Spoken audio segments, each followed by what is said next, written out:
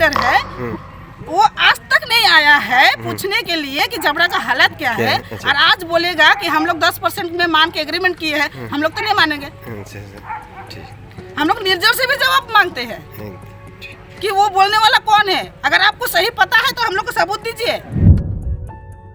বাগান খোলা রাখাকে কেন্দ্র করে তৃণমূল কংগ্রেসের দুই গোষ্ঠীর দ্বন্দ্বে জেরবার জাবরা চা বাগানের শ্রমিকরা।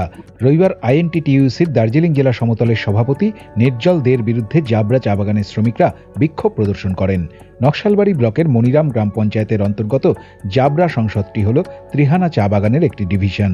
ত্রিহানা চা বাগান বন্ধ থাকলেও খোলা ছিল জাবরা ডিভিশন।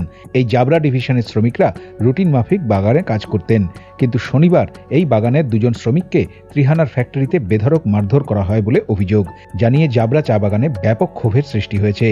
জাবরা চা বাগানের বাসিন্দা মনিরাম গ্রাম পঞ্চায়েতের উপপ্রধান তথা দার্জিলিং জেলা আইএনটিটিইউসি সেক্রেটারি রঞ্জন চিকবরাইক জানান, জাবরা চা বাগানের শ্রমিকরা পেটের দায়ে বাগান খোলা রাখতে চাইছেন, কিন্তু নির্জল দে ত্রিহানায় গুজব ছড়িয়েছেন, যার ফলে দুই বাগানের শ্রমিকদের মধ্যে ঝামেলা শুরু হয়েছে। যদিও সমস্ত অভিযোগ খারিজ করে নির্জল দে জানান, এই সব বিষয়ে আমার কিছুই জানা নেই, যারা বিক্ষোভ দেখিয়েছে তাদেরকেই জিজ্ঞাসা করে দেখতে হবে। নকশালবাড়ি থেকে মোহাম্মদ হাসিমের রিপোর্ট, উত্তরবঙ্গ সংবাদ।